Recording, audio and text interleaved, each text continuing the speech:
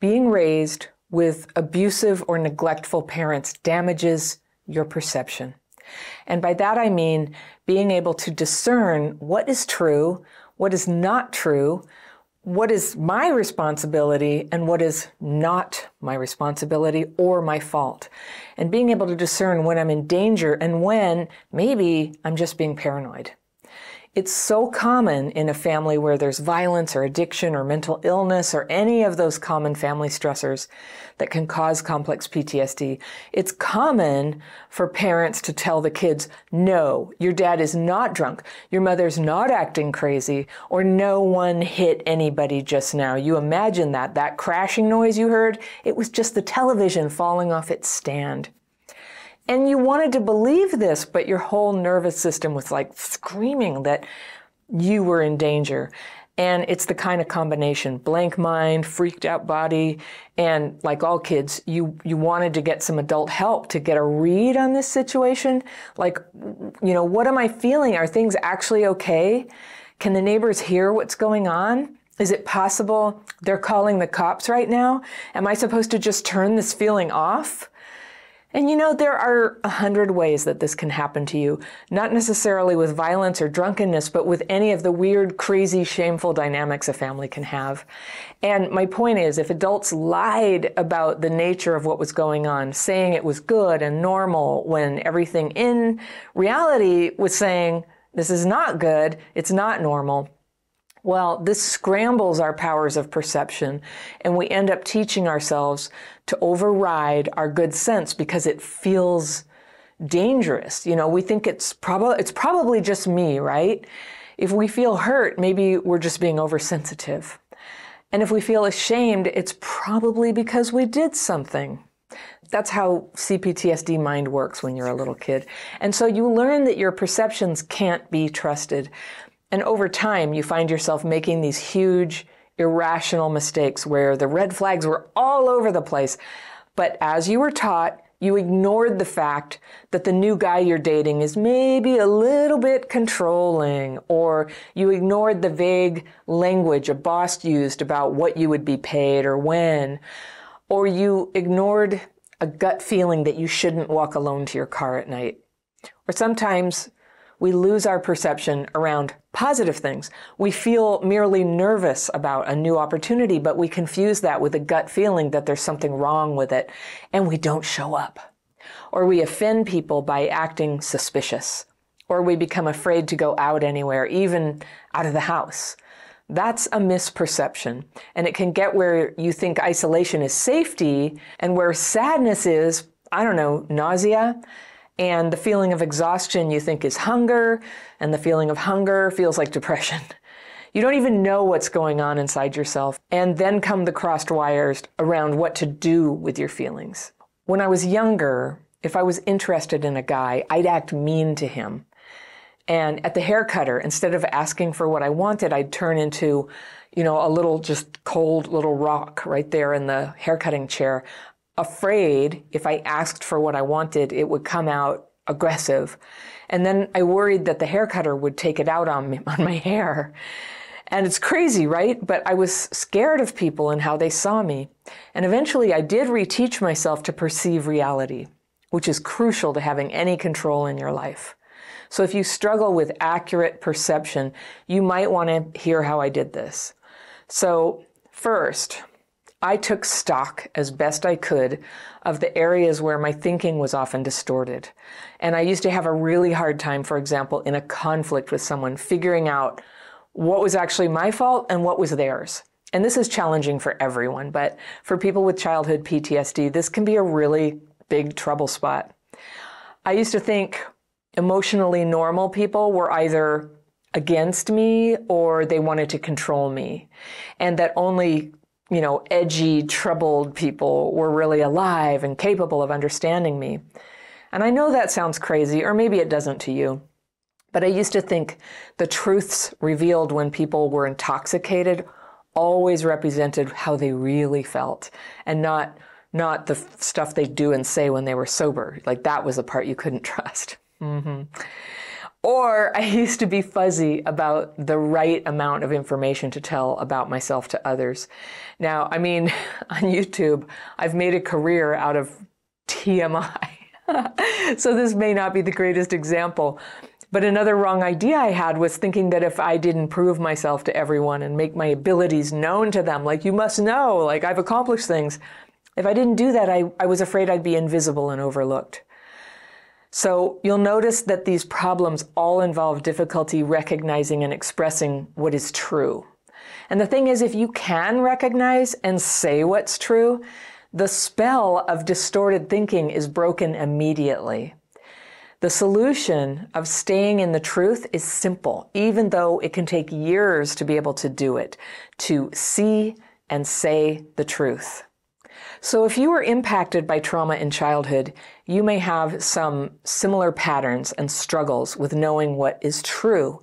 And the great news is, this is something you can start healing. You can start being in reality, and boy, when you can trust yourself to be in reality, everything in life starts getting better. Your relationships, career, money, daily interactions with people, parenting, the way you solve problems, everything gets better.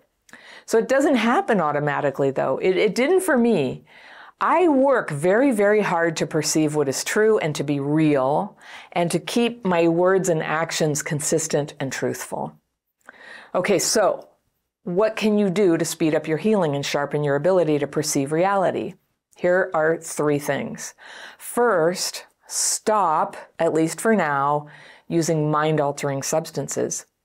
You might think this is overly severe because, many happy, healthy people have a drink or smoke weed now and then, and you may feel that pot and alcohol provide relief from stress or relief from PTSD symptoms, and symptom relief is a good thing, but hear me out.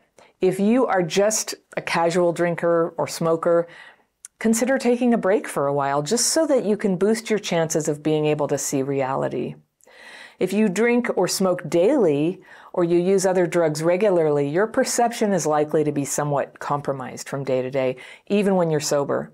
And there's a time and a place, but the truth is, it's just really, really hard to make life changes when part of your awareness is kind of softened. So consider taking a break from weed and alcohol while you recover. And if you aren't able to stop on your own and you do want to stop, this is the perfect time to go get help in a 12-step program or a detox facility. I can't say enough good things about the 12-step way of life. I know a lot of people don't like it, but a whole lot more people have had their life saved by it, including me. And among the many benefits, the meetings are free and, you'll never be lonely again. It's a community of people who are all helping and supporting each other start living on a new basis that's smart and spiritual and self-respecting and, yes, honest. That's a key principle of recovery. And it's a place where you can start to work out, like, what is that? The stuff you didn't learn at home. So it's a good place to start healing your perception. We can't do this in isolation. So think about that.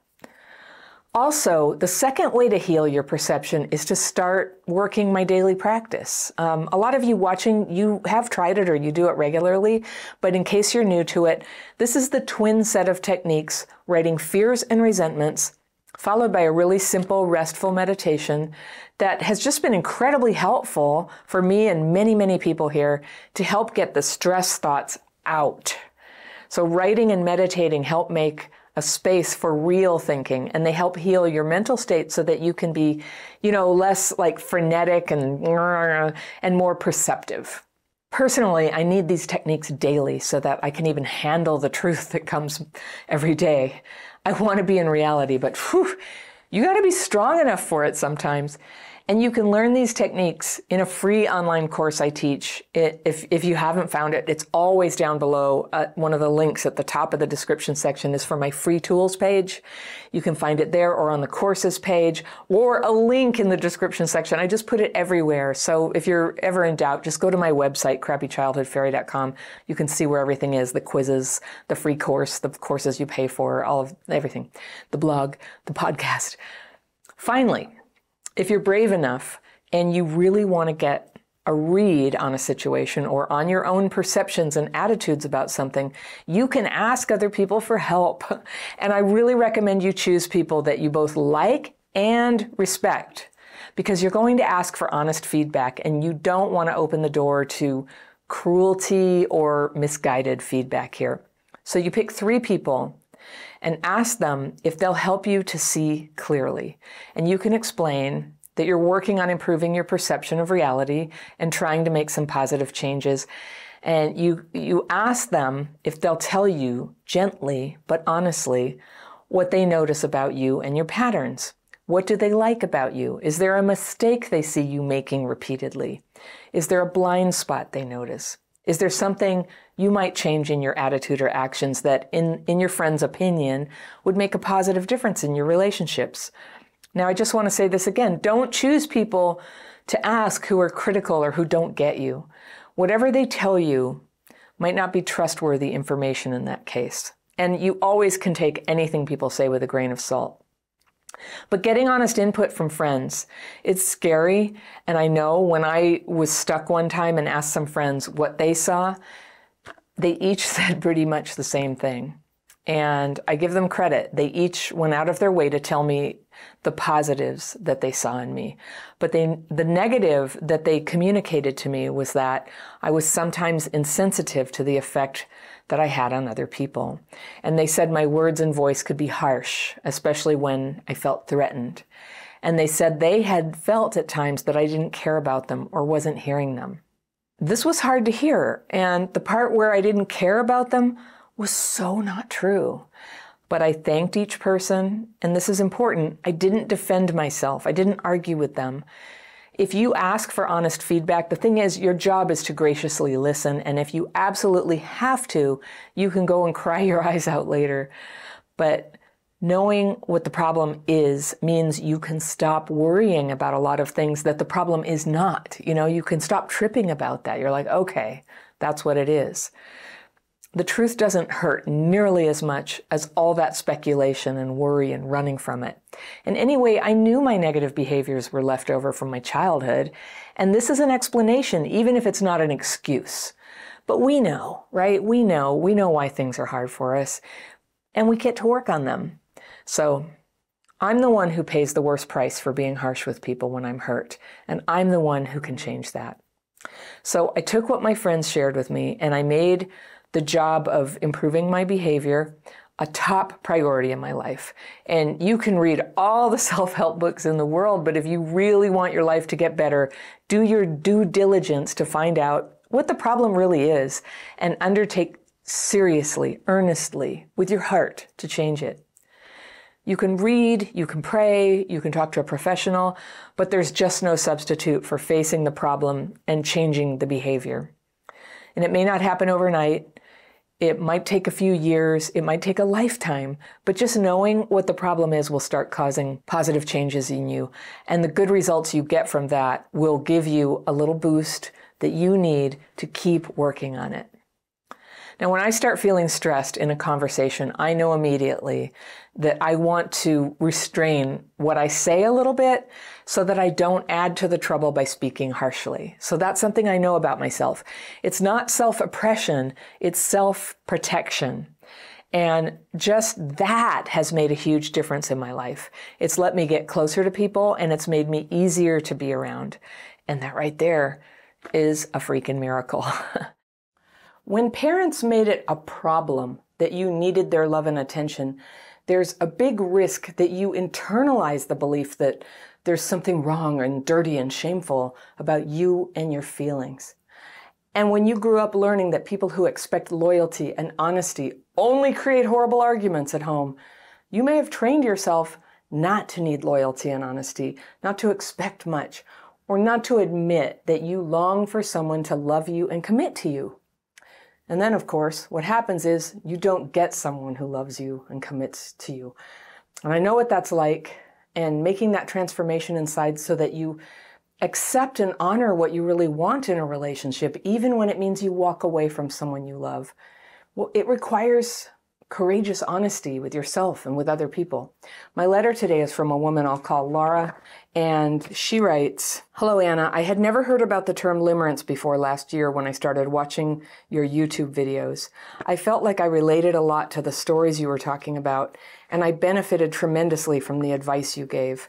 I recognized limerence in a lot of my previous relationships." All right, I've got my fairy pencil. I'm going to circle things that I want to come back to. I'll read it all the way through now so we can sort of get the lay of the land, and then I'll come back and talk about things, see if I can help Laura. To give you some background, I'm 27 years old, and I come from an immigrant family. My father was the first person to immigrate when I was only 7. I was very close to him, so when he left, I felt a sense of deep loss because our relationship after he came back was never the same. Even after we joined him, he was colder, verbally aggressive, never physically, would throw things at the wall when he was raging. He was moody, more focused on work or drinking than on loving and taking care of his family. I also found out he was cheating on my mother when I was 13, and the cheating caused a horrible family environment for many years. The environment got so much better, as well as my relationship with my dad, but the cheating never went away, and they are still together. I've spent the last 5 years working on myself so I can overcome my codependency. And I would say I've made so much progress, but I find myself still stuck on an almost X that sounds like the classic example of limerence. I have a hard time understanding the nature of this relationship and how much of it is, quote, real, and how much of it is made up in my head. We met 7 years ago through a group of friends, and I felt love at first sight, became obsessed with him for a week or two, and my obsession stopped as soon as I realized he was into me too. Interesting. This is when our on and off again dynamic began. It seemed like when I decided to give him a chance because of, at that moment I was feeling it, he would leave me on read for days or just run. And I had to look up what on read means, and it means not replying to a text, making it visible that you read it, but not replying. So leaving somebody hanging or waiting on a text. He would leave me on read for days or just run, but when I did the same because I had enough, he would come back showing a lot of interest. We would stop talking for months and then reconnect like nothing happened, even laughing at our behavior and repeat the same story all over again. Among our friends, it was known that he had a crush on me, and everyone thought I was the one preventing us from being together, when in fact, he would not let the relationship go further in any way and did not even seem interested in any sort of intimacy, mental or physical. He talked and acted like he did not want any commitment, yet he said that he liked to take things slow, even sexually, because supposedly he had feelings for me. Part of that was what made me feel so safe around him, and the fact that he was kind, patient, and would not scare me or scream at me. But another part of me got so frustrated that I tried to make him jealous,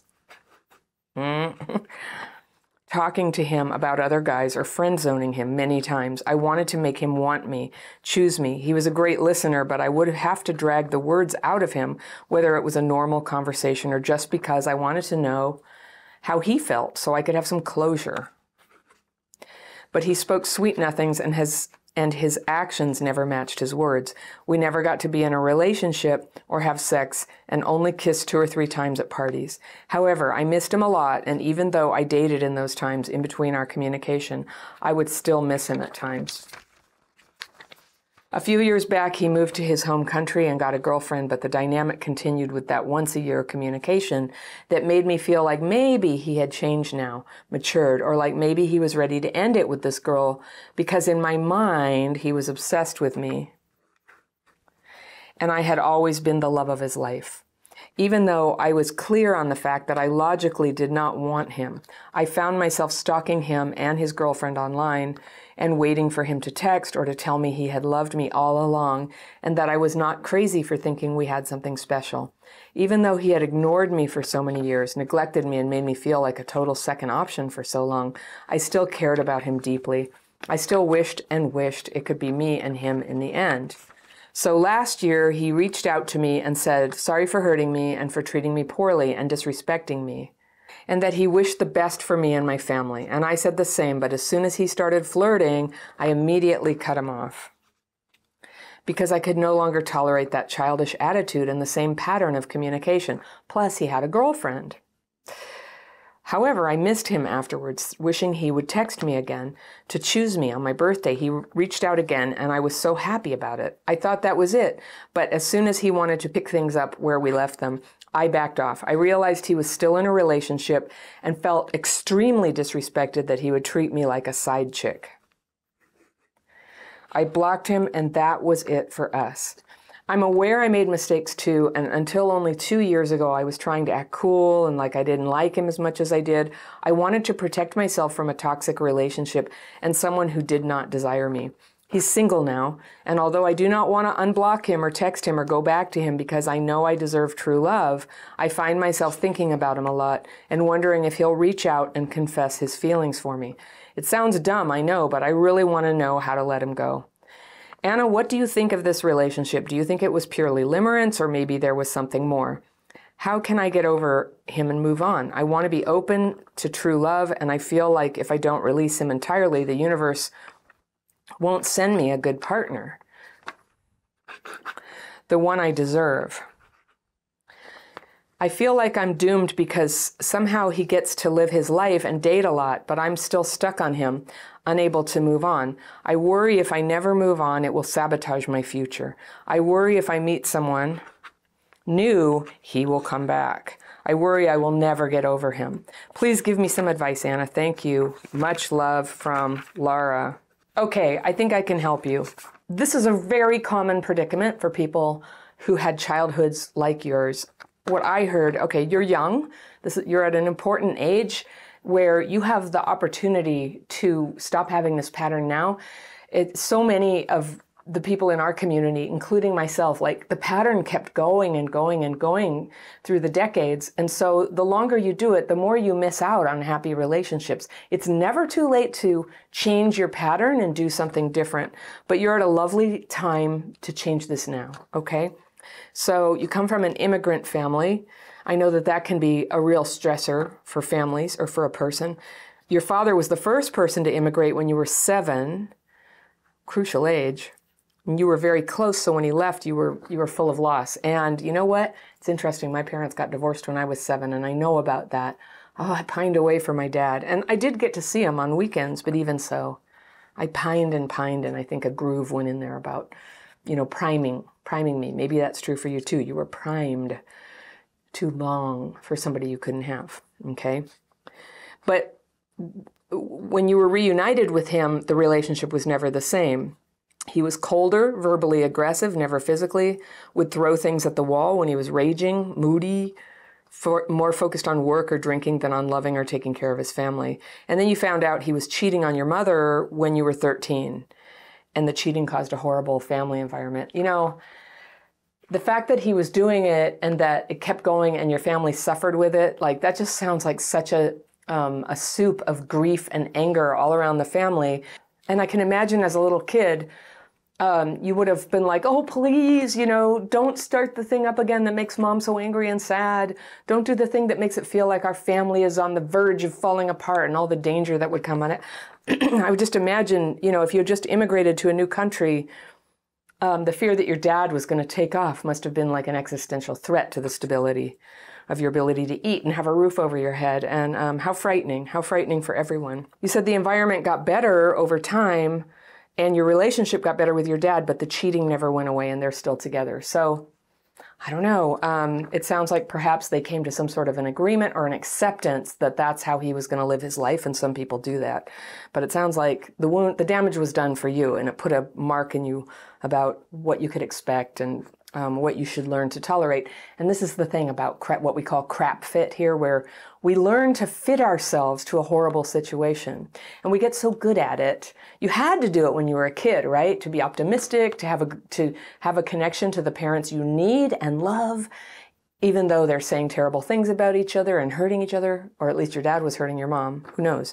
But now, as adults, the job is to start unpacking that incredible talent to just put up with anything. Okay, so you've said you've spent the last 5 years working on yourself so you can overcome codependency. Yay, good for you. And you would have to say there's a lot of progress, but you find yourself stuck on an almost ex. I like that word, almost ex, because he's not with you, but your emotions are still going there as if he were. And you feel like it's limerence. And, maybe, regardless of what you call it, I hear the problem here. I hear the painful situation.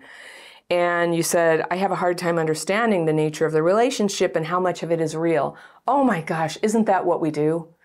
Like, if you didn't get treated as real, if your needs didn't get treated as real, there just ends up being this pattern of confusion later, isn't there? About like, is this real? Am I real? Do I deserve what I want? Do I deserve to say what I want? And that's what happens. So I'm here to validate you are real. You're a real woman who really needs love, and it's real. And so having this kind of like quasi, fakey relationship with him, I can only imagine how unsatisfying and painful and invalidating for you. Your healing is at a point where your mind is still thinking that maybe if you are nice enough or tolerant or cool enough that somehow he'll come around. And I hear how you simultaneously have awareness of that, but it hasn't quite gone over the edge where you're just like, screw this, and you emotionally move on. So let's see if we can help you do that. Okay. So you met this guy, and it was love at first sight, and through friends, and you became obsessed with him for a week or two, and then as soon as you realized that he liked you too, you weren't. The obsession stopped. So that part was limerence, okay, I guess. But early in a relationship, like, everybody gets a little bit obsessed, or stars in their eyes. It's like, oh, they're perfect in every way. But the limerent part, I think, is where it was only when you thought that he didn't love you back that you felt magical about him, right? And then it's like, oh, he likes me too. Now it is what it is, and you start seeing the person, and you have to ask yourself, am I interested in that? So that was when your on and off dynamic began. I can just really see in your history how you were primed to respond strongly, emotionally, viscerally attached to an on-off thing. Your dad left, he came back, but he was terrible, he was mean, you tried. I see it. It seemed like when I decided to give him a chance, because at that moment I was feeling it, he would leave me on read for days or just run. So it sounds like he had a similar thing to you, where he loved you when you were unavailable, and when you were available, he ran away. So this is kind of a case of two avoidance coming together. There might have been a great chemistry there, but avoidance are people where the actual intimacy is like kind of overwhelming. It's like drinking from a fire hose. It's too much in your face. And even though you're not conscious of it, it's like you have this intense urge to run away. So it doesn't mean you're bad people, but I'm going to guess he had some stuff in his past too. Some people, if they're very charming, they can get away with this quite a lot. Some of us are very sincere, and sincerity is actually the way to be. Sincere is the way to be, but sincere with a charming, manipulative person is going to like ruin everything. So what happens is that old crap fit tendency where you're like, I can work with somebody who's being mean and terrible and threatening to destroy our safety. I can live with this. That part of you kicks in and goes, if he runs away, I'll just change myself. I'll pretend I don't like him. I'll pretend I don't care. I'll be cool girl. We talk about cool girl here. And we don't want to be cool girl. Like, we think that's what guys want. And certain charming, avoidant guys will let you stay in their orbit for a while if you're really cool. And what does cool mean? It means I don't expect anything. You can do what you want.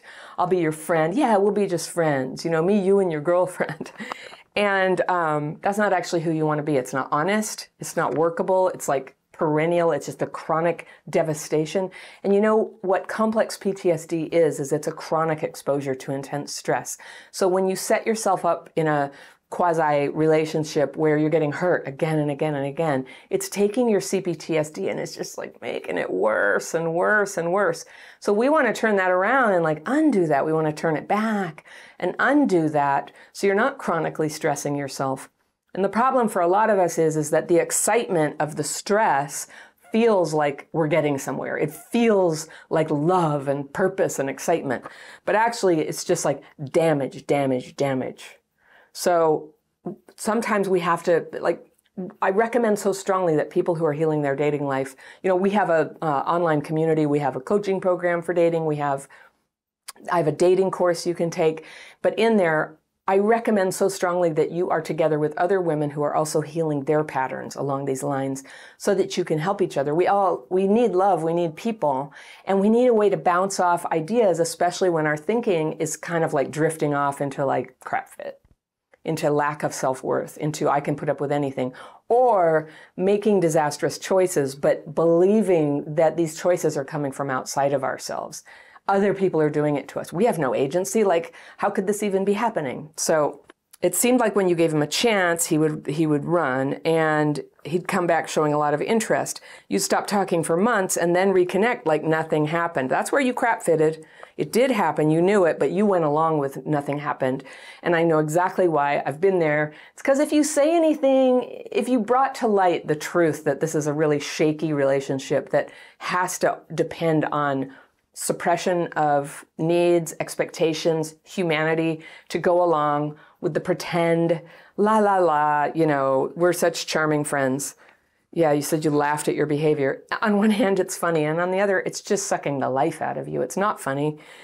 And so you pretend nothing happened because of fear they're going to go away. That comes from a deep fear that you have to, like, hang on to this, you know, half-assed relationship because you'll never get anything better.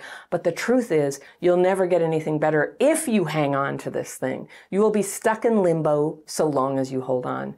And every time a relationship like this blows up, it's actually a celebration because you just took one step closer to true love, because you're not romantically, emotionally, mentally, you know, psychologically entangled in this thing that's just going in circles. It's never going anywhere. Just like, oh, silence for a while, talk, contact, hope, disappointment, you know, goes on and on. Among our friends, it was known that he had a crush on me, you say, and everybody thought that you were the one preventing you from being together, when in fact, he would not let the relationship go further in any way and did not even seem interested. He didn't want to have sex. So that's interesting. I've heard from a few women. We've done some letters from women who are with guys who do the same thing. They tease interest, so get the woman kind of romantically, you know, interested, and then they run away, and even if they have the chance, they don't have sex. So it's not that. They're not just trying to get laid. That's not what it is. But I think it is something along those lines, but it's more about feeding off your energy, that some people want to feel that, like, interest in you, that they are in them. You know, they want to feel admired, adored, sought after. And that's all they can handle. And I don't know if it's because he's avoidant or because, you know, he's always really with somebody else and it's never enough for him to have a primary relationship. He's always got to be sort of tricking somebody else into giving him an extra dose of romantic energy. I don't know. But I don't think what he's doing is good, but I want to just sort of highlight here that as much as I see how your background makes you primed to do this, that you're actually doing it to yourself. You're setting yourself up. You keep going back to him. Like, you're telling me like a dozen ways that he's proven himself to be not the one, but you keep having hope. You keep trying to be friends. So that was some of the stuff you said here. He said he wanted to take things slow sexually because supposedly he had feelings for me. I don't know what you mean by supposedly. That he said he had feelings for you or that you interpret it, I don't know. But anyway, we know that whatever feelings he has for you are not the kind that result in actually being in a relationship, having sex, not seeing other people. So we know that much. A lot of, feelings, you know, we're human, we have feelings. So just having feelings isn't enough. And so you got frustrated, so you tried to make him jealous, talking about him and talking to him about other guys or friend zoning him many times. So I totally get it. You had intuited that when he can't have you, he gets really into you. But real love, you know, you talk about, in your letter, you talk about real love and craving that true love. Where that comes from is from you being you, like never manipulative, never using hurting somebody or trying to make them jealous to get what you want. So it's a, you know, yeah, it's a natural instinct to try to, you know, get those feelings back. And sometimes actually a person getting jealous, a person on the fence who gets jealous might realize the jealousy might actually get them off the fence and go, you know what, I got to show up, stand up and be in this relationship. So I suppose it was worth a try, but for you to move on now to a more mature kind of relationship, I'm just going to say, just like set aside any attempt to make somebody jealous when what you actually want is their love. When the fact is you love them, you want that love back. So you wanted him, yeah, to want you, to choose you, you bet. He's a good listener, but you'd have to drag words. He wouldn't say how he felt. Maybe he was a soft-spoken type, but I don't think so.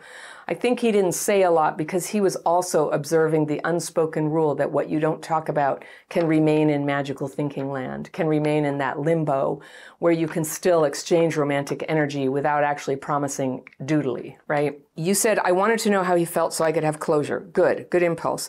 But he spoke sweet nothings. His actions never matched his words. We never got into a relationship, kissed a couple times. And even though, yeah, you dated, you would miss him. So you loved him, okay?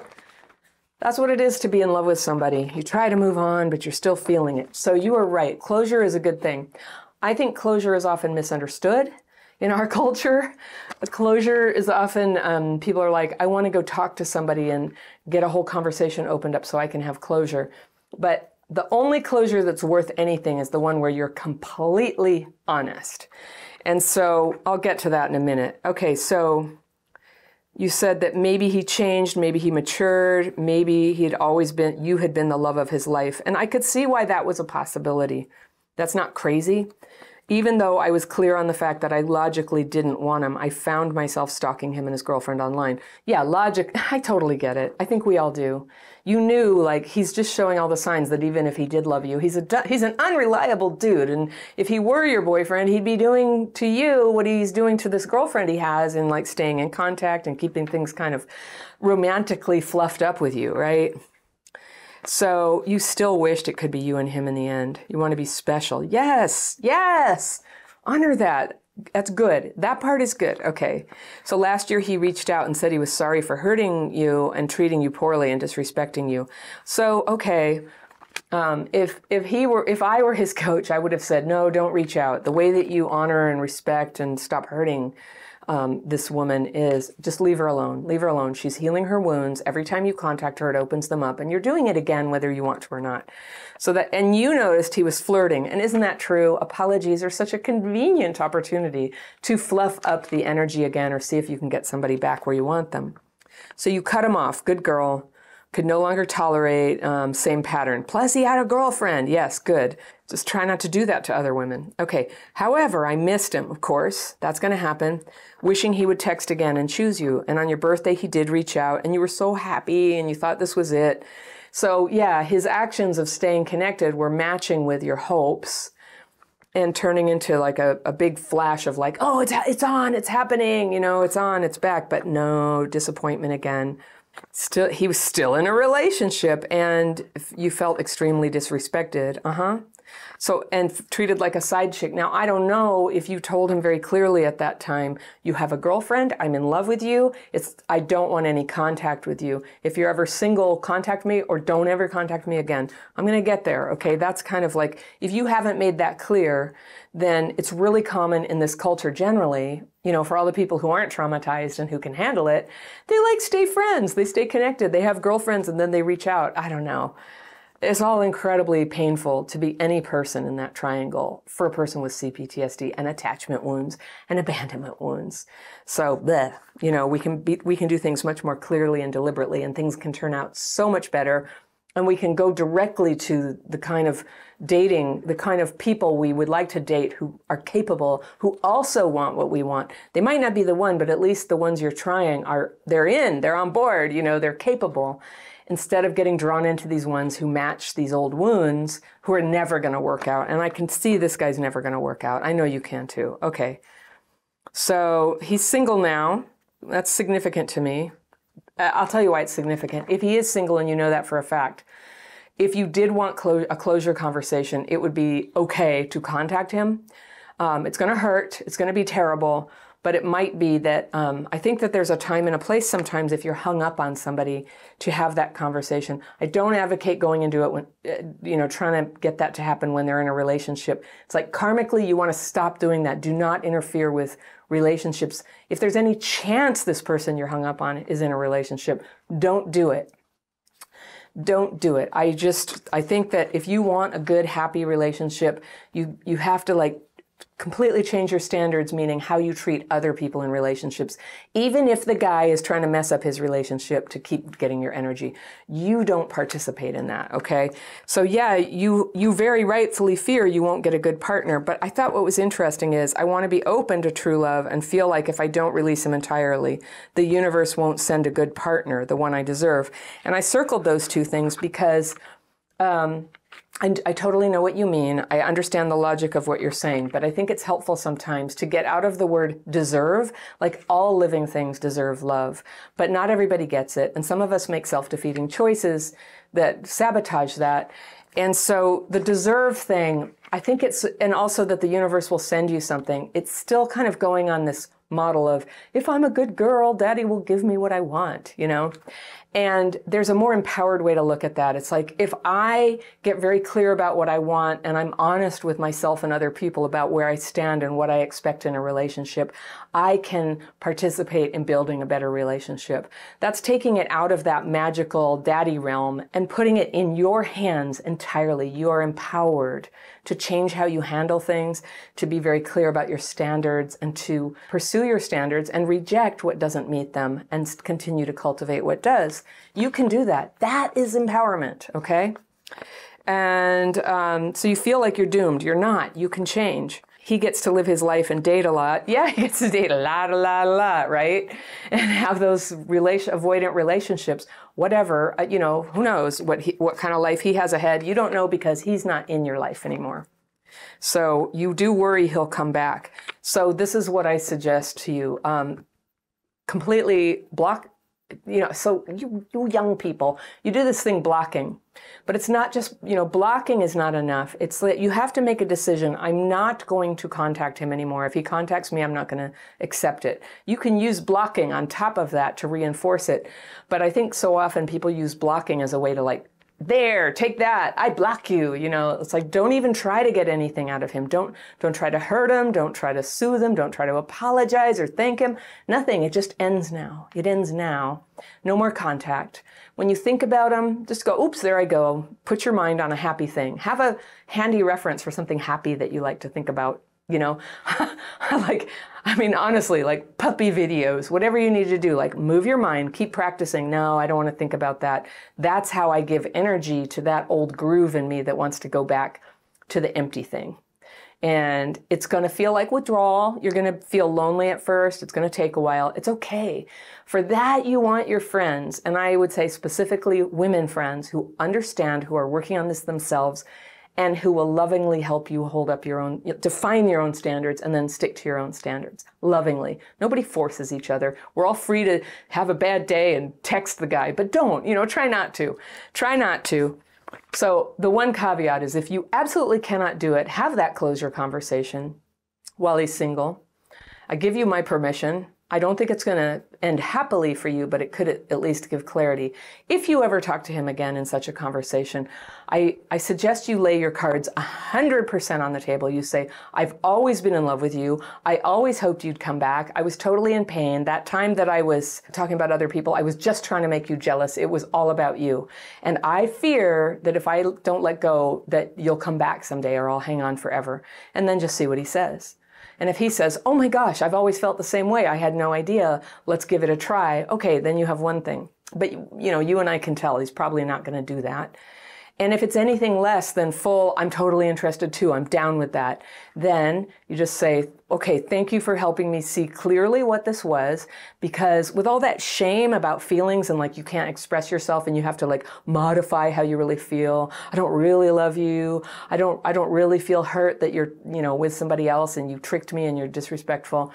Or sometimes we feel like I can show anger to you, but not vulnerability. So finally, one time you're just like, there it is. That's my heart. It could possibly engage him in realizing that you're a vulnerable person, but it doesn't matter. If he's a selfish person and he just wants to take advantage, whatever. If you don't get the 100% that you always wanted from him, then you go, thank you so much for having this conversation with me. I'm really clear that I need to move on, and I need us not to be in contact anymore.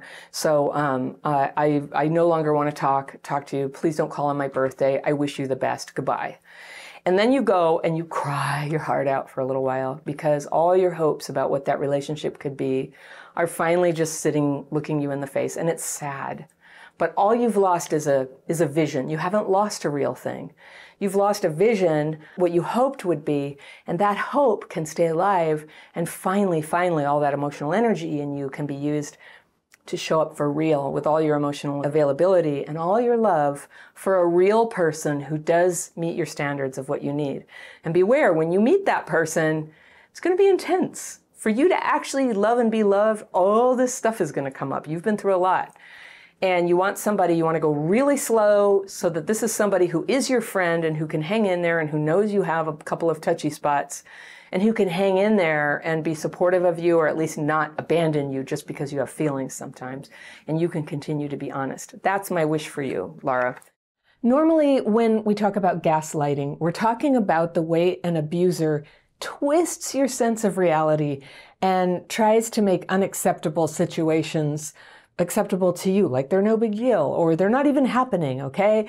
And they're trying to make you feel like the problem is you. You're causing problems by even questioning what's happening. You are the problem. It's your perception. It's your failings. It's the fact that you want something better than what you're getting. Now, when someone does this to you, it can be a form of emotional abuse. But you know who also can do this to you sometimes? You. Have you ever realized that you were gaslighting yourself? Why do people do that? I'm going to talk about that in this video. And I got a letter from a guy I'll call Steve, and he writes, all right, Dear Anna, I recently came across your videos that really seem to jump off the screen in terms of relatability to the challenges my wife Sharon has endured throughout her life. She has CPTSD, and how it affects our marriage today. My name is Steve, and I have changed everybody's names here. And my wife Sharon and I have been together for almost 9 years, married for 7. We have 2 beautiful and loving special needs children who both have autism. They are 5 and 2. My wife has a fairly high-level job in healthcare, and I've been the family's stay-at-home parent since our first child was born more than 5 years ago. Overall, my wife and I agree that we have a strong marriage partnership that operates well, and we feel that we have 75 to 80% of the pie. But the last 20 to 25% of our marriage pie has usually been missing from our goal of 100%, meaning we both want a more loving connection and emotional and physical intimacy, vulnerability, acceptance, desire, and admiration for each other. My wife has been aware for many years that she regularly has feelings of anxiety and depression. She's usually taking one or multiple variations of medication. Some have helped better than others. Currently, Prozac and Wellbutrin. At times in the past, she has also self-medicated, abusing alcohol. About a year ago, while we were seeing a therapist together, my wife was diagnosed with complex post-traumatic stress disorder, aka CPTSD. My wife feels strongly that the diagnosis stems from her childhood family environment, predominantly her mother, and later on in a toxic and abusive relationship with her significant other when she was between the ages of 15 and 27. For some time now, multiple professionals and myself have communicated to Sharon about concern of her self-esteem and loving and respecting herself first before anything else. That sounds like a euphemism. This point has appeared to sink in to Sharon, and she's searching for the tools and skills to find love and acceptance from within first. I love my wife and children dearly and will do absolutely anything for us to be together, healthy and happy.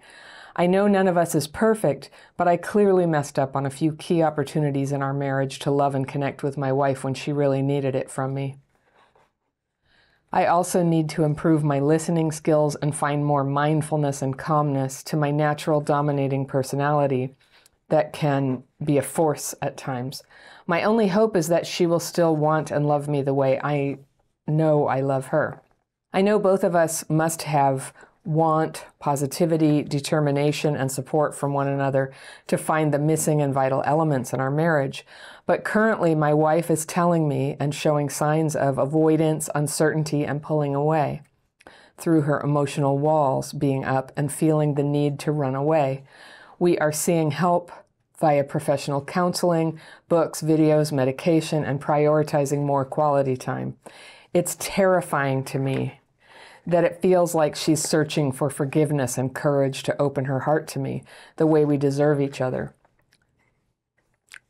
Some key points of our many deep conversations lately have been encouraging while making some positive breakthroughs, but during these same conversations, I'm being told some very devastating statements too.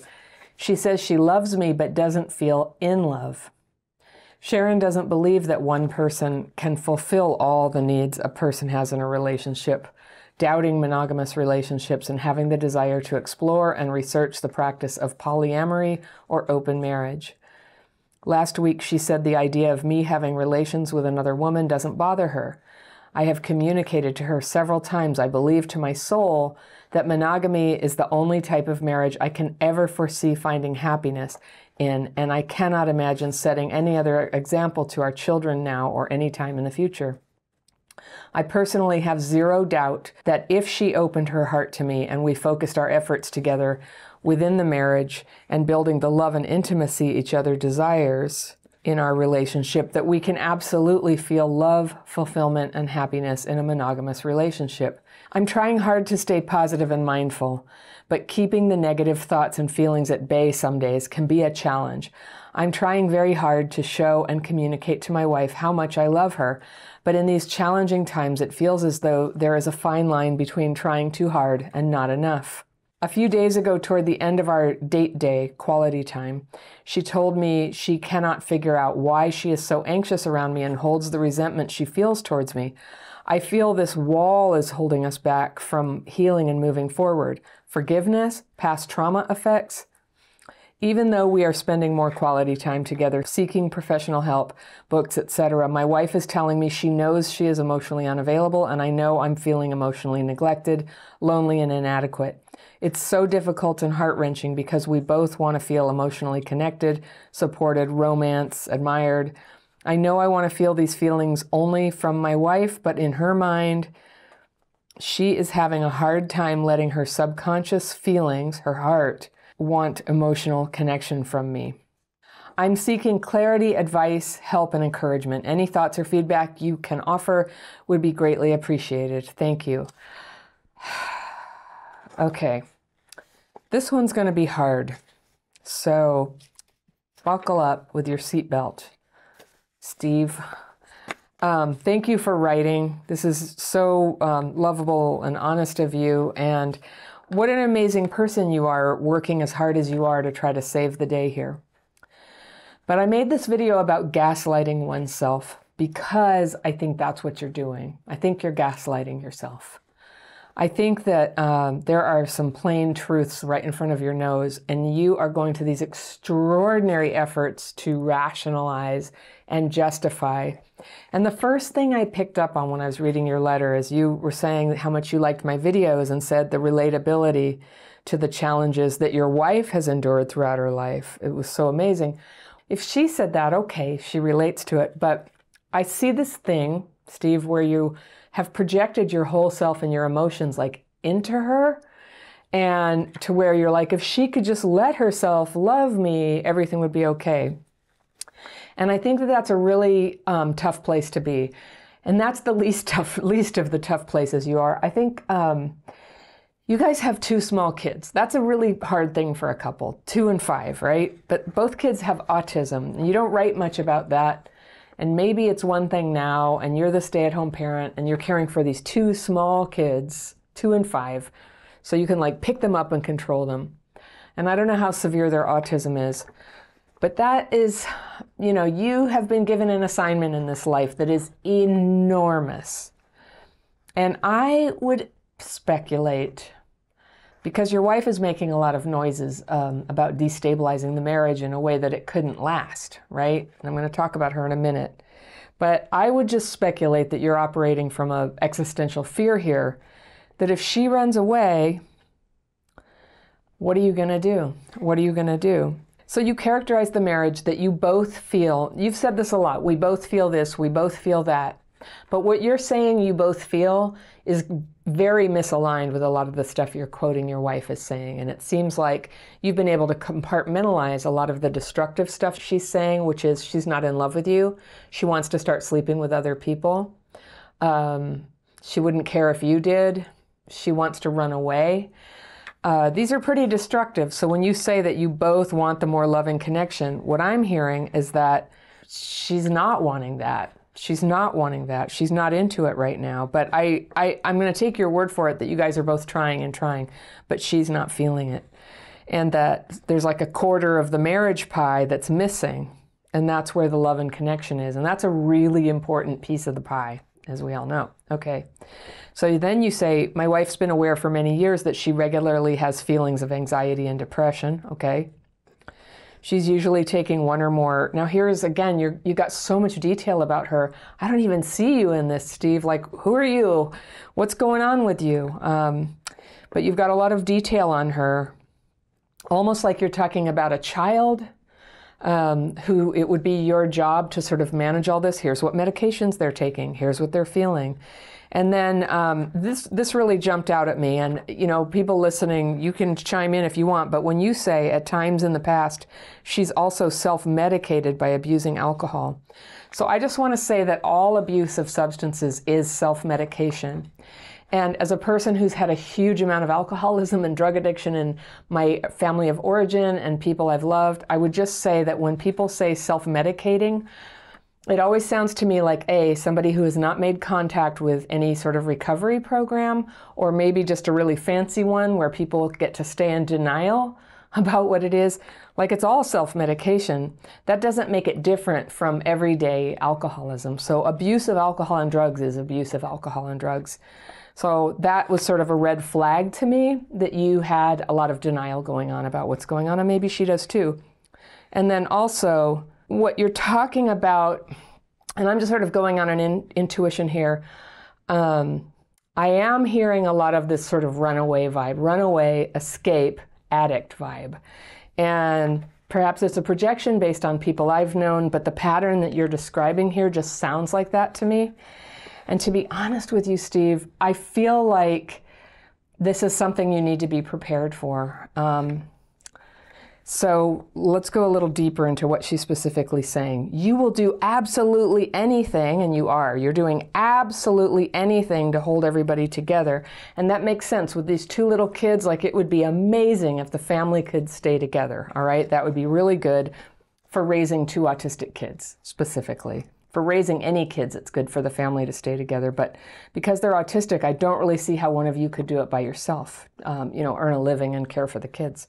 So I clearly messed up, you say, on a few key opportunities in our marriage to love and connect with my wife when she really needed it from me. So you don't explain that, so I don't really know what that means. But if I base it on everything else you've said here, I'm going to guess that you're making up ways that you can take responsibility for her emotional unavailability, but that you're not actually responsible. I have a feeling you're not responsible for her emotional unavailability. I think it's her. But I don't know. You haven't told me all the details, so I'll defer to you on that one. You say, I also need to improve my listening skills and find more mindfulness and calmness to my natural dominating personality. That can be a force sometimes. Well, me too. That's my personality too. I have to improve my listening skills and be more calm. I have a natural dominating personality. I just get all excited about stuff. I'll do all the talking. Isn't this a great job for me? I get to talk to you for a really long time. But that's what I'm like. But that doesn't make me a bad spouse, and all spouses have personalities. So your personality is your personality. My only hope, you say, is that she will still want and love me the way I know I love her. So when you say it's your only hope, I actually kind of believe you. I think it's come to completely dominate your mind. It's become your single-minded focus is to try to save the marriage right now. It sounds like it's very much on the rocks right now, more than you're kind of saying here. So you say, I know both of us must have want, positivity, determination, and support from one another to find the missing and vital elements of our marriage. I guess I don't know, this sounds like something you're constructing to be like, hey, if we just get more positive, if we just go for it, if we just do it, the feeling will be there. But I think that feeling of being in love and that feeling of attraction, having little kids definitely can stress a marriage. Having 2 autistic kids just like ratchet that up a number of notches, right? It can stress a marriage and really kind of put the kibosh on the romantic and sexual side of a marriage. And that's just life, and it eventually passes. But what you kind of need is the willingness actually to be there, to be with that person. And so when somebody's saying, oh, I want to start sleeping with other people, she's currently telling you and showing signs of avoidance, uncertainty, pulling away through her emotional walls being up, and feeling the need to run away. Oh, good Lord, with 2 little kids, right? And being the breadwinner of the family. That's terrifying. That is just terrifying. We are seeing help through professional counseling, books, videos, medication, prioritizing more quality time. You're doing it. You're doing everything people can do. And then you say, it's terrifying to me. And I was kind of confused by what you said after that it feels like she's searching for forgiveness. Why? Because she's done something wrong? Well, we'll talk about that. And courage to open her heart to me. She's got a secret, I think you're implying, but I'm not sure what you're saying there. Some key points of our many deep conversations lately have been encouraging while making some positive breakthroughs. But during these same conversations, I'm being told some very devastating statements too. She says she loves me but doesn't feel in love. Okay? That's very bad. Okay. Sharon doesn't believe that one person can fulfill all the needs that each person has in a relationship, doubting monogamous relationships, and having the desire to explore and research the practice of polyamory or open marriage. Now, I know you're going to get like 1,000 comments on this, and I'm going to ask everybody to be gentle. But I would just say it's almost obvious that she's already having a sexual relationship with somebody outside the marriage. I don't think that people bring it up if they think that they're going to get around it. Like, it's already happening. And that's why this feels so bad. That's my guess. Maybe she hasn't yet, but this is her intention. And just in my experience, people who have that intention and are saying, I'm not in love, and you're doing everything, you're trying so hard to hold it together, I just think that's where it's going. I think that's where it's going. She doesn't want to be here. And there are a number of people who watch this channel who say, polyamory, polyamory. And, if anybody out there actually makes it work, okay, fine. I'm all for people, like, just have your life be happy for yourself. But I will tell you, like, I live in Northern California. It's a relatively common thing here, maybe compared to other places. And never in my life have I met a couple who's happy with it. I've met a lot of couples who say they're happy with it, but there's just a whole bunch of crap. And that's what I found. And I know a whole bunch of polyamory advocates are going to go, that's not true, that's not true. So I just go, fine, granted. But in this relationship that you're writing me about, Steve, you're like, no way, no way. All right. So one thing I want to suggest to you is that you quit messing around and say, no, I'm not okay with that. Have a boundary. And I'll tell you more about that in a minute. Trying to talk yourself into actually having control over this and it being okay. And there's some wording you use here. You say, I personally have zero doubt if she opened her heart to me and we focused our efforts together within the marriage and building the love and intimacy each other desires in our relationship, that we can absolutely feel love, fulfillment, and happiness in a monogamous relationship. Okay?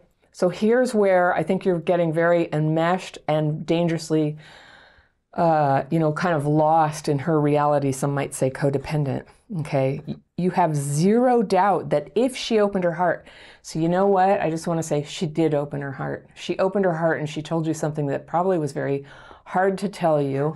And it's that she is not into that. She's not in love with you and she wants to have sex with other people. She opened her heart. And so I think that's the gaslighting of yourself there. She's laid it right out on the table. So we'll give her that, right? That's what she wants. This is a terrible time in your life as a family for her to take off for this.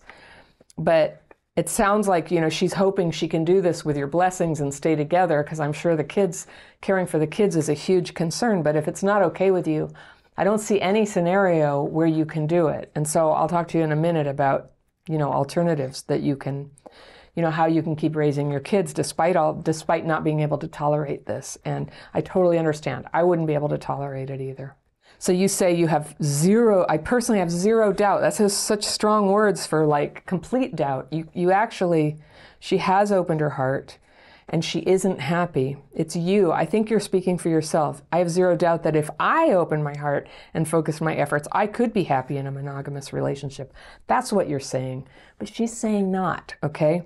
And you say, I'm trying hard to stay positive and mindful, all right? And that's also gaslighting yourself. This is not positive. And mindful would be good. And mindful would mean accepting that this is kind of catastrophic to your marriage. All right? This is not something to stay positive about. And you might be from a school of thought where you feel like if you just keep like thinking positively, you can make this go good. I think there is some hope that she would sort of like get through this and come back and you guys can continue to have a stable marriage. But I don't think you can make that happen by being Mr. Nice Guy. All right? There's a book called No More Mr. Nice Guy by Robert Glover. I think it's great. It's a very powerful and shockingly direct book for men who are codependent with women and who don't stand up for themselves and who end up being emotionally abused in some cases and who don't get the love that they want. This book is written for some variety, but definitely it would be appropriate for you. And I read it at the suggestion of someone in my life, and I just thought it was terrific, and I would wholeheartedly agree that what's attractive in a man is his personal integrity, his boundaries, his willingness to stand up for himself and not taking shit, just not taking shit. That's not attractive. And in fact, in male-female dynamics, it's pretty common that sort of letting yourself be emotionally abused like that kills sexual attraction. So I'm just going to say that's one area that I could suggest you might want to explore real quick is your codependence, and check out that book and see if it speaks to you. And if it does, you could possibly change the energy in your relationship very quickly.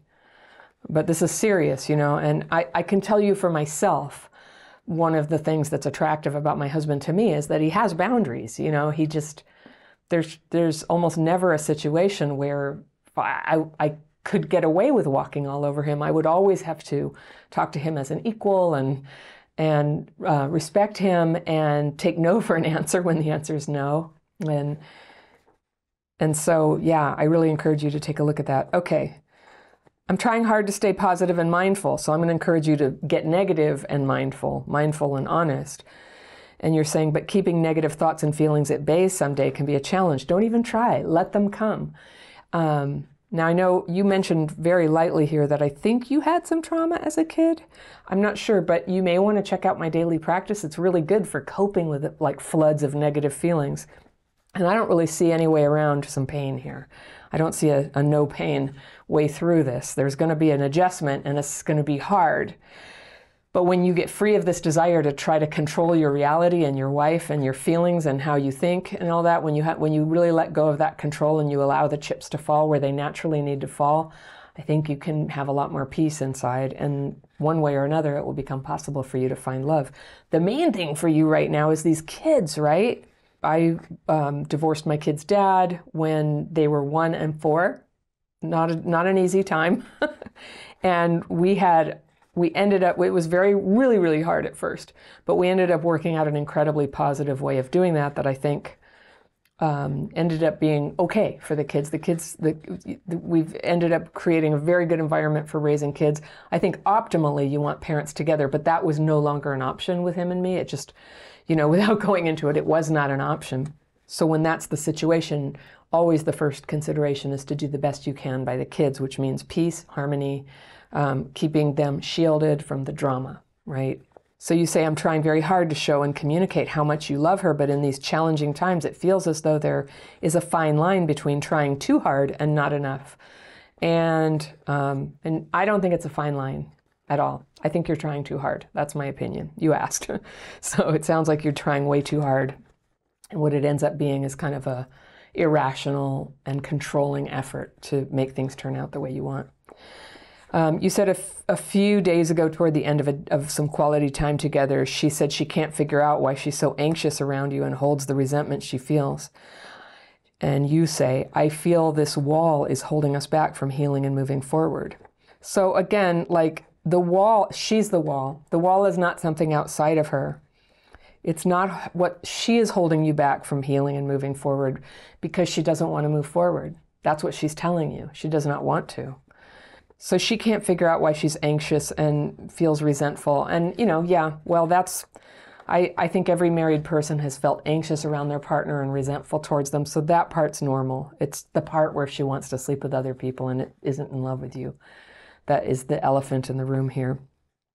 So you say, even though you're doing all these good things of the time together, the professional help books, your wife is telling you she knows she's emotionally available and you know you're feeling emotionally neglected, lonely, and inadequate. And it's difficult and heart-wrenching, you say, because we both, and you put all caps, because we both want to feel emotionally connected, supported, romanced, admired.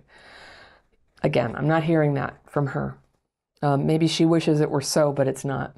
Given what you know about yourself, how important monogamy is to you, that it's unthinkable to do anything else. And that's common. That's how I feel, certainly. That's common. Her wanting to sleep with other people is a bad way to connect with you. And she knows certainly that it would ruin her relationship with you. So she's frightened and you're frightened, and I feel for you guys. You would ask clarity, advice, help, and encouragement. So I've started on that clarity about what I think is going on, advice to read that book, to back off. My advice to you also, since you've asked, is I think that it would be time to do some practical research on how, as a divorced couple, that you guys would co-parent your kids.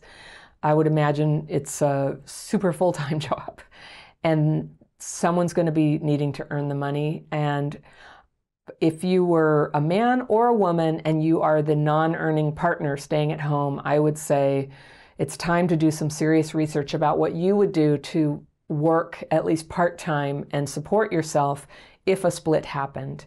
Because of her problems with depression, anxiety, running away, the fact that she was in an abusive relationship before, many people were, that's not like damning to somebody. She came from a family where her mother caused her to get CPTSD. Then between the ages of 15 and 27, she was in an abusive relationship.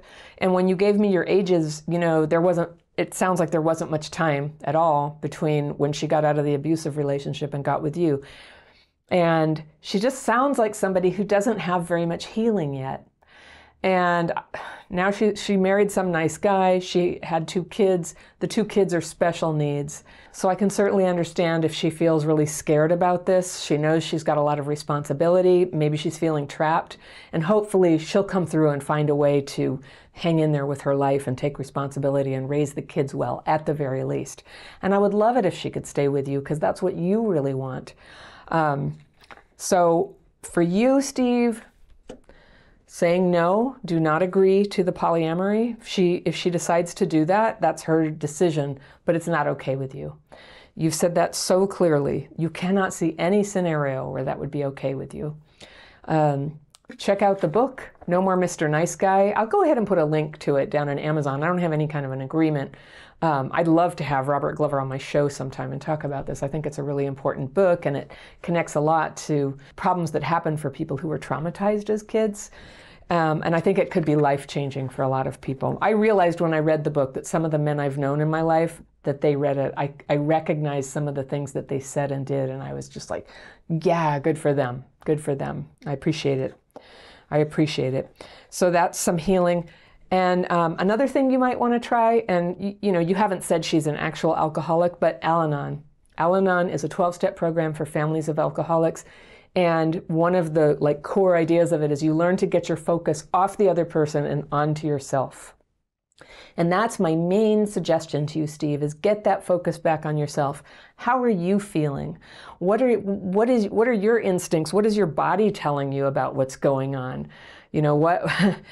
Are you able to relax and be at peace enough to let go of the effort to try to control perception and reality and control the outcome of the relationship? Because trust me, you can be loved and you will be loved. And you don't have to force that to happen. People will love you voluntarily. You can be loved for being yourself. And I think it's really cool that you're making an effort to work on this thing where you're kind of too dominant, or things that bother her about you. It's always good to be self-aware and to work on being a good listener. Those are just perfectly good things. But I want you to stop blaming yourself. Sometimes this is the hand of cards that we get dealt. And it's really hard to get from the middle of it to the part where you're free from it. That is a bumpy road, but it's a good road. And one way or another, for you to have peace, for you to be able to relax and know that you'll be loved and that you're safe and that your kids are safe and you'll be able to parent them and have a livelihood and a safe place to live. All of those things are things that you can begin to focus on when you bring that focus back to yourself. For a lot of us, growing up with abuse and especially neglect trained us to adapt our personalities so that we could avoid getting into trouble with parents who maybe got angry easily, who easily forgot about us, to try to show them that it was cool, that we could handle it, that we were okay. And that was one way that we survived trauma. But the problem is that when you grow up and you start getting into romantic relationships, you can use that same adaptation to tolerate situations that are actually completely unacceptable. And the job of healing from trauma is to start identifying those survival strategies that helped keep you intact as a little kid, and now to take them off and stop the self-sabotage that they create in your relationships today.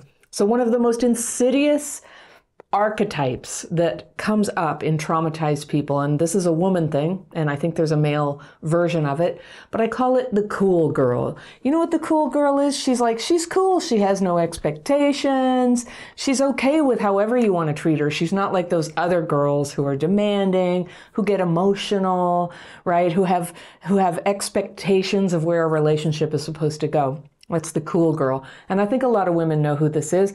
I think a lot of men know the cool girl, and there's a version of that in men, and you can tell me about that in the comments. But the problem with the cool girl is that even though she gets included with the guys who love that she requires nothing, she, in the end, does not get what she wants. A person who doesn't have boundaries, expectations, requirements, or needs does not get what he or she wants in the end. So I have a letter today from someone who I think might be caught in this cycle. I'll call her Isabel.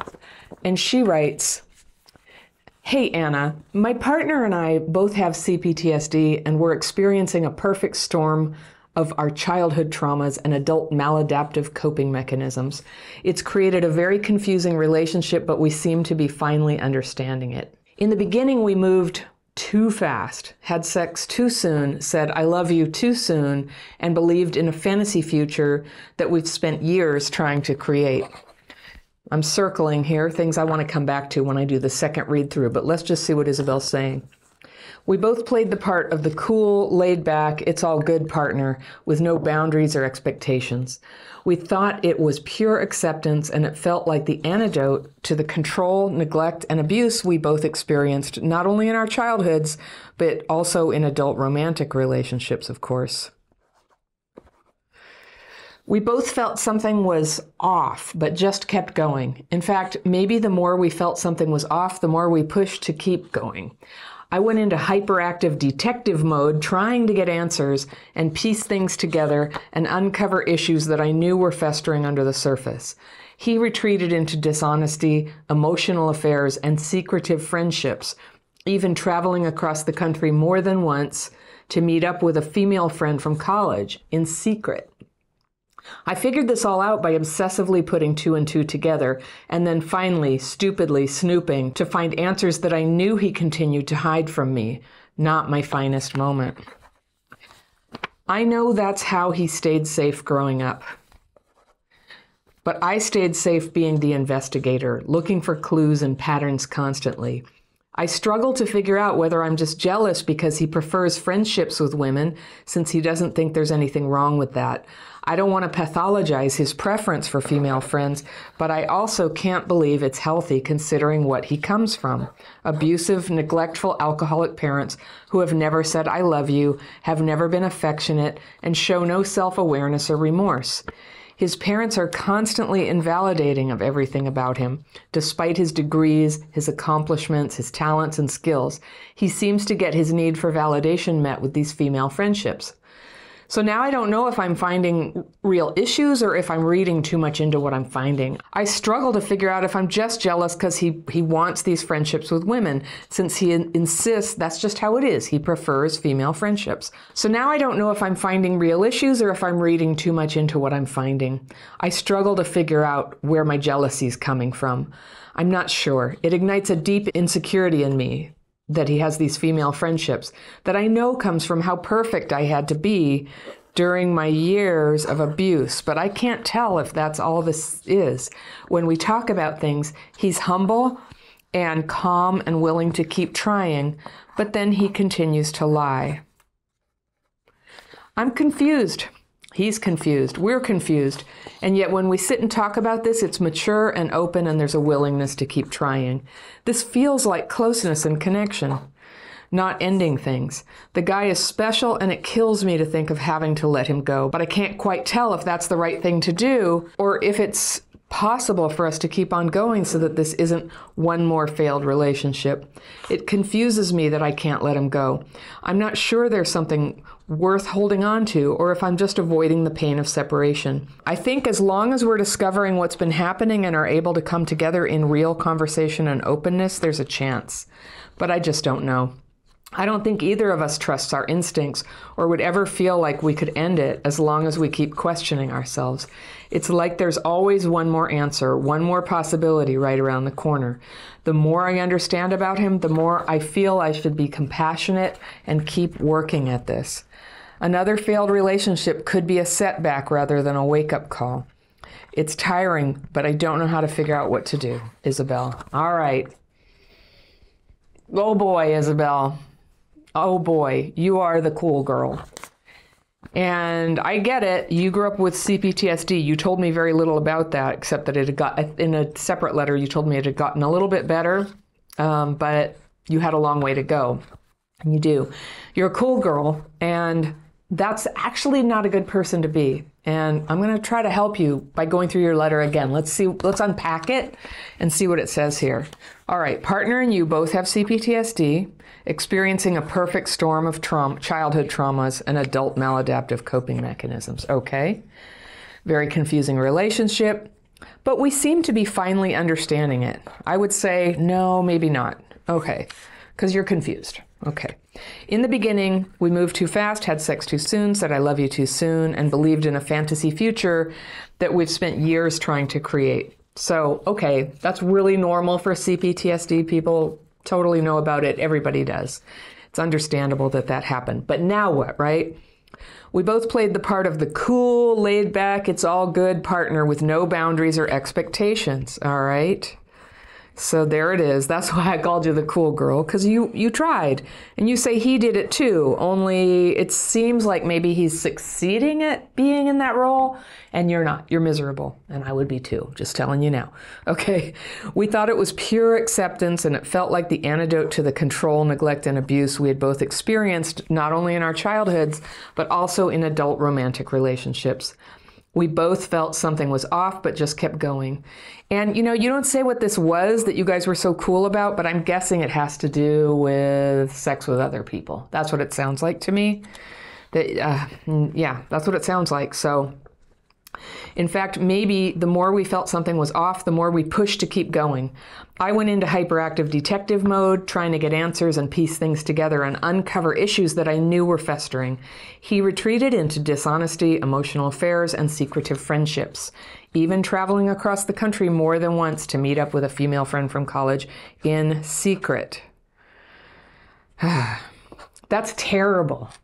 Okay? I'm just going to say that right now. We're going to get into that. What he did was terrible. This confusion that you have, I'm just going to start by just validating what he did was terrible. It would be very rare that any relationship would ever recover from that. But the reason this has gone on so long without either breaking down or you leaving or him leaving is because you put up with it, okay? Is because you are willing to participate in this gaslighting of you, that what's actually going on is just good communication and openness and, acceptance. But that's not what's going on. I'm not hearing here that you guys have an open relationship or something. He's actually lying to you about it because it's not okay with you. So that's what's going on. Okay. So then, who I want to talk about is you, because it's easy to see what's going on with him. It just sounds like he's having affairs, emotional and sexual, and traveling across the country twice in secret to be with some other woman. It's like, Isabel, Isabel, Isabel. That's what's happening, all right? And then, but you've accepted this idea that he just prefers friendships with friends, with females. That's just all it is. Is that okay? You don't want to pathologize it? Well, I wouldn't pathologize it if that's what it is, but friends don't secretly meet across the country. That's not what friends do, and that's not how they treat their partners. Okay, so just waving the flag. Here it is, okay? This is a terrible situation. Trust has been broken. All right. So you said, I know that's how he stayed safe growing up, but I stayed safe being the investigator. So here you are very cleverly taking psychology and trying to explain, well, he stayed safe by lying and cheating on people. That's not safety. And I don't think that's, no, I don't think so. I think that's what he's doing now. And you say, I stayed safe by being the investigator. So this is not some like fancy dynamic. You're being the investigator because you're being lied to, and it always sits wrong with you, and the gaslighting isn't 100%. There's this 10% of you that goes, wait a second, this is a lie. I need to know what's going on. That's rational. That's rational. That's not you staying safe. It's not you acting out or anything. He doesn't think there's anything wrong with friendships with women. I don't either. Nobody does. It's the secret affairs with them, okay? I don't want to pathologize his preference. I can't believe it's healthy considering what he comes from. So here's another trick you're doing where it's not healthy because of where he comes from. It's not healthy because of you, because of your existence, because of the need to have secrecy and lies and damage your safety and security and your heart and your well-being in order to have his cake and eat it too. He wants to see these other women. He wants you to be with him. He knows he can't have both, so he lies. And who even knows what he tells the other women? Who even knows? This is pretty far gone, right? He had abusive, neglectful, alcoholic parents who have never said, I love you, never blah, blah, blah, blah. And yeah, like people who have that, like all of us here on this channel, we have struggles. And I don't doubt that that has to do with his lack of integrity. His parents are constantly invalidating of everything about him. But yeah, you know what? He's not a kid. He's a man. And it doesn't matter if his parents are invalidating. He has chosen a partnership with somebody who's not okay with him having other relationships, and he's completely out of integrity. This is not about his parents, and it's about him, and it's how he's treating you. So I know this is going to hurt, Isabel, because you've got this whole like psychological cool girl. It's like, oh yeah, but psychologically, with his parents, like he kind of has to have affairs, and you've talked yourself into it. This is you gaslighting yourself. That you feeling really bad about this and uncomfortable and angry is somehow, it's just like you being unsupportive or lacking compassion. And that is gaslighting yourself. That's what it is. Now, I know there's people who watch these videos and they'll always say, oh, polyamory is an option. I always put it out there, like if anybody's happy in a polyamorous relationship, let me know. So far, nobody has let me know this. If it's both parties happy, I would like to hear about it. Everyone I've ever known, and I live in Northern California, so I've known folks who have done it, is always like there's terrible pain and people gaslighting themselves and thinking that they have to be the cool girl or the cool guy and go along with something, and they are so crap fitted. We fit ourselves to crap. The trauma, being treated bad as a kid, you get this superpower to fit yourself to any unacceptable situation and to just sit there and blame yourself, to doubt yourself, to pathologize yourself rather than to recognize what's happening for what it is. And there's this healed you, who deep down inside, you totally know this is going on. That's why you snooped. That's why you got some validation, and you say not your finest moment, and I get it. Like snooping isn't cool. But that's kind of an old trope, right? With a cheating partner, finally somebody snoops to get the truth. If it becomes about the fact that you snooped, that's not the issue. It's not the issue. It's what you found. It's what you found, and it's that he was lying and that you have these chats. So you say, I don't know if I'm finding real issues. Honey, you're finding real issues. Or if you're reading too much into what you're finding. Nope, you're not reading enough into what you're finding. I struggle to figure out whether I'm just jealous because he prefers friendships with women. He insists that's how it is. That's his story, you know, that he's gaslighting you with. I just prefer friendships with women. And lots of people have friends of both genders, but I'll give you just a tip for when one day you're in a good relationship. If you want a good relationship, do not make your partner jealous. And if your partner is pathologically jealous, don't be with that person, but usually that's not what it is. It's been my observation that the culture that I grew up in places this huge premium on cool girl behavior. It's like, oh, come on, you're just being jealous. And all I'm doing is hanging out with some ex who still has feelings for me or who I still have feelings with, or the way we act around each other, you can tell, you feel the vibe, you're looking at the behaviors, you're noticing I lie about it. You know, that's not cool. That's not cool at all. That is sucking the life out of a person like a vampire, trying to keep them in your life. The person who perpetrates that is keeping you in their life so that they can have everything good about you and not have to give it back. And you're making that work by shutting down whole tracts of your personality and your logic to go, maybe it's just me. So I'm just, usually I'm not so direct with people, but I'm going to be direct with you. And I'm hoping because you have a pause button, you can take this in little measures, because I think it's going to be hard to hear. I think it is. You said that what he's doing ignites a deep insecurity that comes from how perfect you had to be during the years of abuse. That's not where it comes from. You may have been abused. You may have had to be perfect. That may keep you lying to yourself about what's really happening, but your insecurity is coming because it's not secure. It's inherently, genuinely insecure to be in a partnership with somebody who's lying and having affairs, emotional, sexual, whatever. The evidence that you have, it sounds like both, and it sounds completely unworkable for any person who is honest with herself and who requires monogamy. I suspect you're going to be tempted if you were to face that he's actually, he's seeing multiple people. That's how he rolls. And maybe this will lead to one of your other conversations that, can you live with that? And we'll get to that. So you had said, when we sit and talk about this, it's mature and open. It's not open, he lies. And there's a willingness to keep trying. Yes, you are willing to keep trying. It's mature. So mature, I think what you mean in this context, I can picture it. I've been the cool girl before. Mature means I'm not being emotional. I hear you, honey. I hear that you're seeing secretly all these other women and they're just friends. I hear you. And we're just being open. But that's not it. That's you switching off your conscience, your intuition, your needs, your emotions, your special part of you that you have to give in a relationship. You're switching it off and devaluing yourself so that it will fit with somebody who doesn't value you. Okay?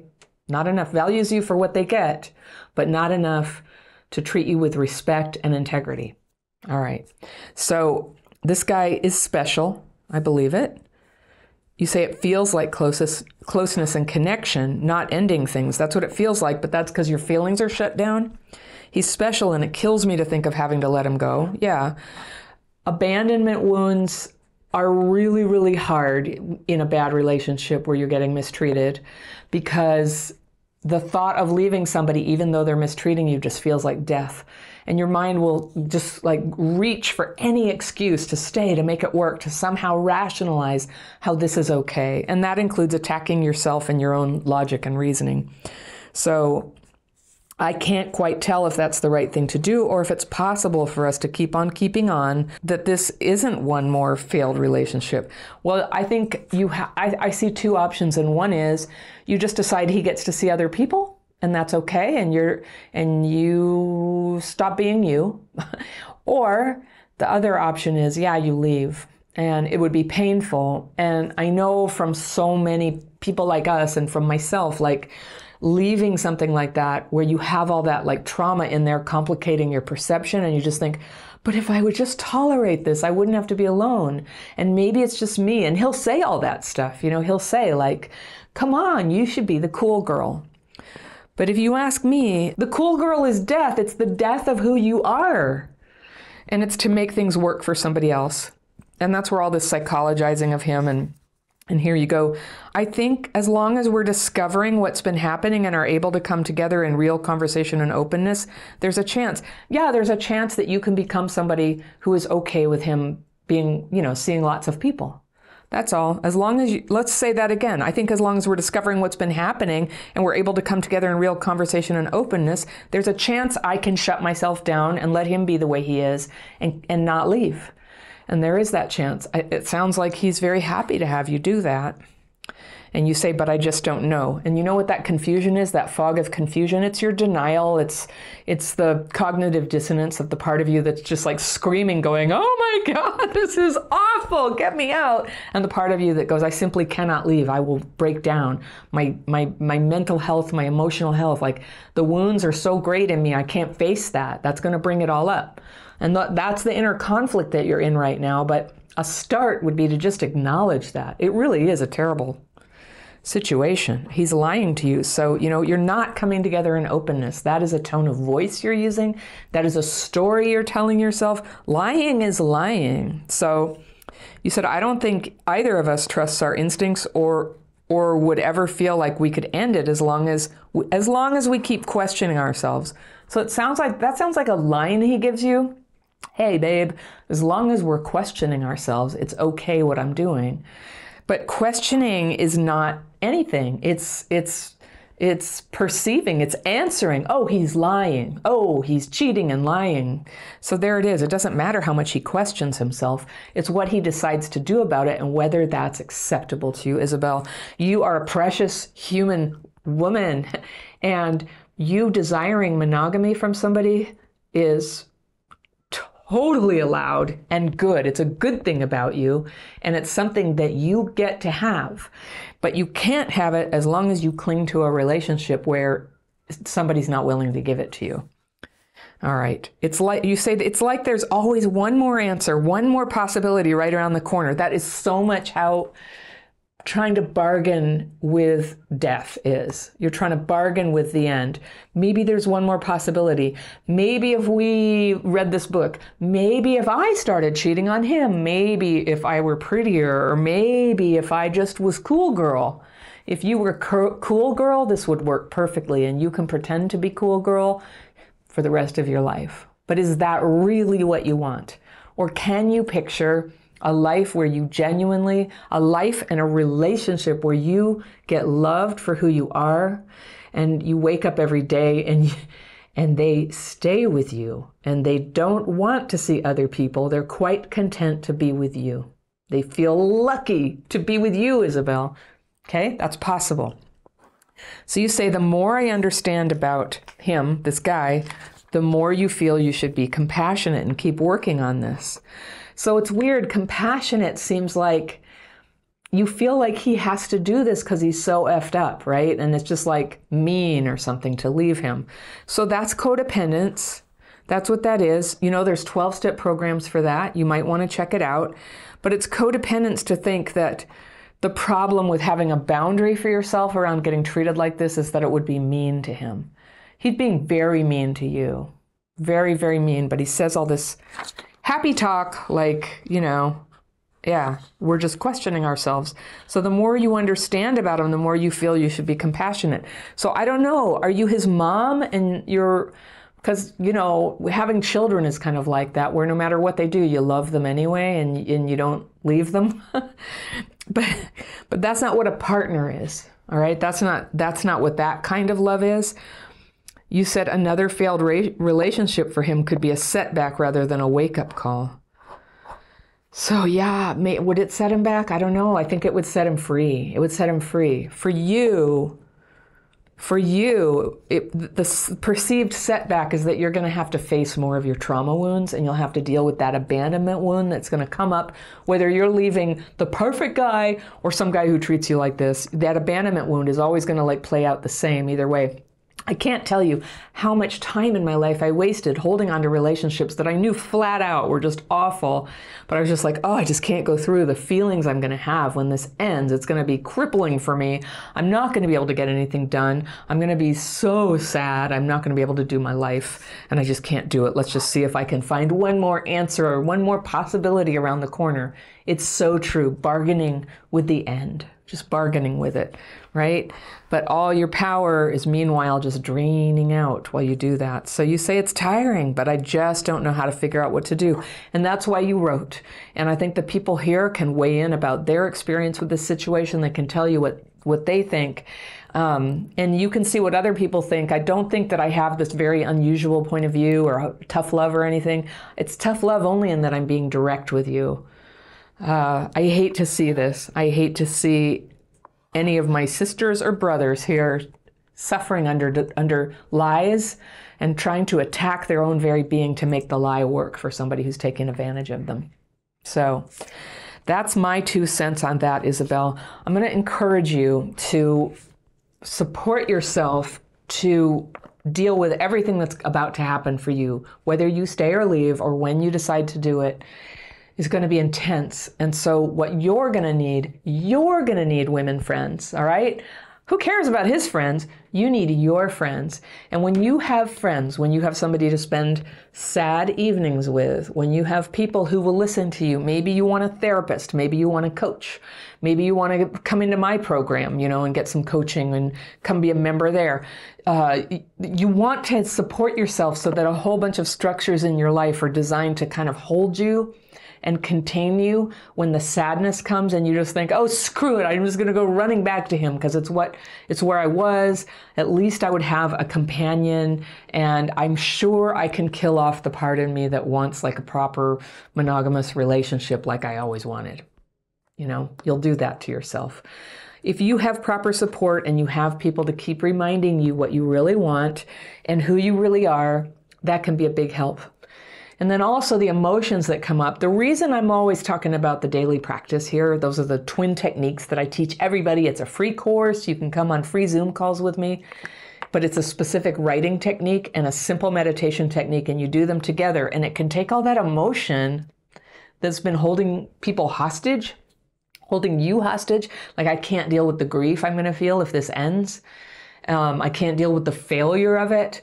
I can't have hope. Like, all of that can go pouring into this technique, and you can get relief from it. You have a good mind. I can see it in what you're writing. You do know what's going on, and you know something better is possible for you. And you need assistance. You need tools that you can use anytime, in the car, in bed, on the toilet, at the desk at work, anywhere you are. You have a way to take those emotions and kind of process them out, so you're not just having hamsters running around in your head going, oh my God, I'm terrible, I got to change myself, I got to attack myself, it's all my problem. You have a way to just like get it out in words on paper, not triggering yourself, just acknowledging that it's there. Then you can ask for it to be removed and then just rest in meditation, and you'll be amazed how much lighter hearted you can be and have a little more space. It doesn't solve all of life's problems, but it makes you more able to face whatever comes. And that's what freedom is. That's what self-confidence is that you know that whatever happens, you'll know what to do. You'll figure out something. You may not know what the problem's going to be yet or what it's going to feel like, but whatever it is, you'll know what to do. So with that, I really encourage you, try out that daily practice. There's a link below in the description section. I also have a dating course if you decide that dating is in your future, or even if you're just trying to figure out how you got into this one. My dating course is all about claiming what you know you want in a relationship and in your life, writing it down, being clear about it, and then taking a look at some of the 5 or 6 common ways that people with CPTSD kind of go off track with that. Don't go for what they want. Instead, go for something toxic, invalidating, and self-destructive. We all do it. We all do it sometimes, and you can heal. You can heal from that. So the course is designed to help you face gently and honestly what's going on with me, and then to chart out a path forward. The course talks about how to leave, and it talks about how to date in a structured manner, which the way you guys dated willy-nilly at the beginning, so did everybody. It's okay. It's okay that you did that, but now you can do it differently. And doing it differently, you have everything to gain by doing it consciously, slowly, and in a direction that you already know is what you want.